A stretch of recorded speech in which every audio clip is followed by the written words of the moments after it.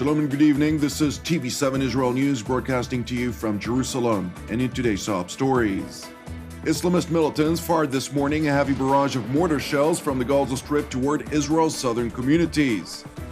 Amid growing friction between the Islamic Republic of Iran and Israel in Syria that has escalated into a direct confrontation between the two regional powers, Russia has reportedly intervened to assure the situation does not deteriorate further, a reality that could harm Moscow's interest in the war-torn country. EU Foreign Policy Chief Federica Mogherini emphasized that the European Union will continue to work together to advance its aspired two-state solution for the Israeli-Palestinian conflict, in which the EU will continue to promote Jerusalem as the future capital of both states. Amid growing friction between the Islamic Republic of Iran and Israel in Syria that has escalated into a direct confrontation between the two regional powers, Russia has reportedly intervened to assure the situation does not deteriorate further, a reality that could harm Moscow's interest in the war-torn country, including its goal of preserving the Assad regime. A senior Israeli government official has revealed an understanding has been reached between Moscow and Jerusalem following talks through secret channels on the fate of Syria's southern frontier, in which Russia has undertaken that no Iranian or Hezbollah forces will be deployed near the Israeli border. In return, Israel will not hinder Syria's aspiration to reassert its control over the southern part of its territory, including along the Israeli and Jordanian frontiers. During a press conference in Moscow, Russian Foreign Minister Sergei Lavrov pointed to an agreement to create a de-escalation zone in southwestern Syria, underscoring Moscow's position in which only representatives of the Syrian army should assume their posts along Syria's border with Israel, in what appears to be a signal to Iran and its aspiration to entrench itself militarily across the war-torn country.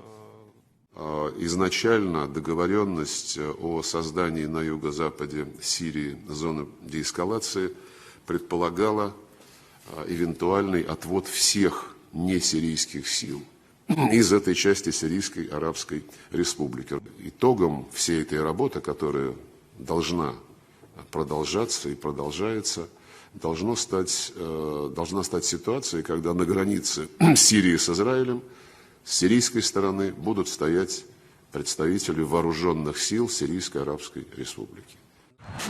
Syrian sources informed TV7 of growing movements by the Syrian army toward the southern part of the country, where Islamist militants still control small pockets of territory. The reported military movements coincide with reports of leaflets being dropped by the Syrian Air Force, urging militants to accept the rule of Damascus, which military analysts note signals an imminent military offensive. An Israeli military official told TV7 that the IDF is closely monitoring the situation across the Syrian frontier and is fully prepared to respond to any provocation which will endanger Israel's citizens or soldiers or attempts to breach Israeli sovereignty. In response to the reports of an understanding reached with Russia, the Israeli Prime Minister's bureau issued a statement in which it stressed Israel has no interest in partial agreements about Syria, but rather demands the departure of all Iranian armed forces from Syrian territory in its entirety.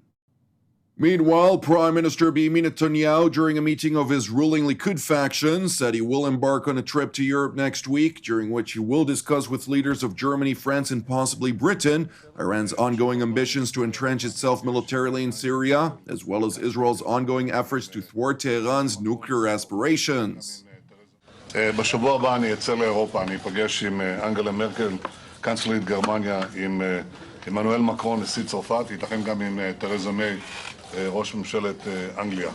אני אדון איתם על בלימת השאיפות הגרעיניות של איראן וגם על בלימת ההתפשטות של איראן במזרח התיכון. אני אציג בצורה הכי ברורה את העמדות שלנו. אנחנו כבר מנוסים, היו שנים שעמדנו לבד מול שני האיומים הללו. אני חושב שהמצב השתנה לטובה, וכמובן שאציג את הדברים שהם חיוניים לביטחון ישראל. בעניין סוריה העמדה שלנו היא ברורה. אנחנו מאמינים שאין שום מקום לשום נוכחות איראנית צבאית בשום חלק של סוריה. Prior to Netanyahu's trip to Europe, which is scheduled to start next Monday, Israeli Defense Minister Avigdor Lieberman is due to leave tomorrow for a working visit to Russia for meetings with his Russian counterpart Sergei Shoigu. Now to Israel's southern frontier, where Islamist militants fired this morning a heavy barrage of mortar shells from the Gaza Strip toward Israel's southern communities. While the Iron Dome anti-rocket defense systems intercepted most of the mortar shells, at least 2 reportedly exploded in 2 Israeli communities, including one in a playground of a kindergarten. Thankfully, no injuries were reported, and residents were instructed to leave protected areas and resume their daily routines. ישראל רואה בחומרה את ההתקפות עליה ועל יישוביה על ידי החמאס והג'יהאד האסלאמי מרצועת עזה. צה"ל יגיב בעוצמה רבה על ההתקפות הללו.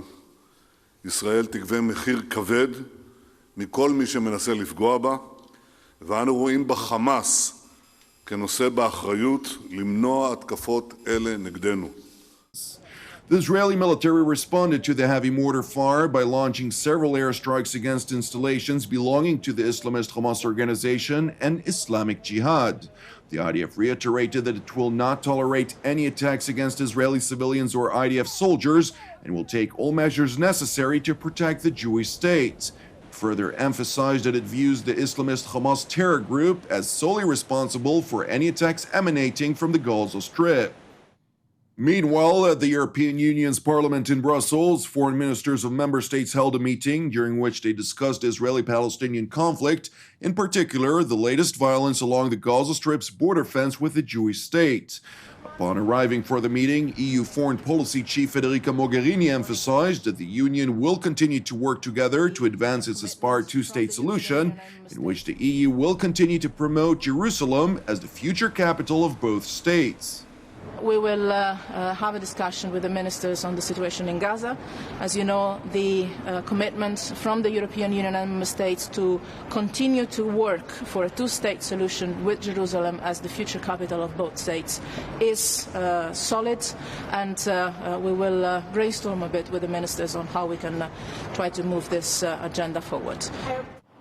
Belgian Foreign Minister Didier Reynders took the opportunity ahead of the meeting to once again call for an independent investigation into the situation in Gaza to provide the international community with clear conclusions regarding the violence that resulted in a high death toll of Palestinians, most of whom were, according to the internationally recognized terror group Hamas, members of its Islamist organization.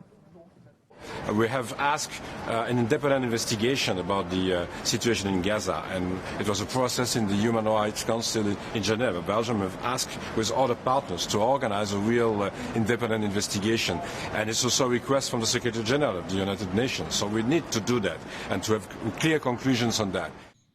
It is important to know that Belgium was one of the most vocal critics of Israel's determined defensive response to the Palestinian attempt to breach its territory, with Belgian Prime Minister Charles Michel vocally condemning Israel as fully responsible for the violence along the Gaza-Israel border. In a public protest to Israel's actions, Belgium called in Israel's ambassador for a reprimand, which led Jerusalem to call in the Belgian ambassador to Israel for a reprimand of its own. An Israeli diplomat stressed that Belgium is not interested in an independent investigation into the violence along the Gaza border, since it clearly had already determined that Israel was to blame.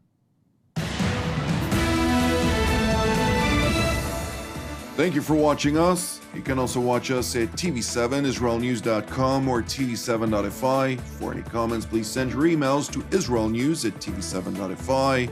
For more updates from Israel and the region, please join our Facebook page at TV7 Israel News.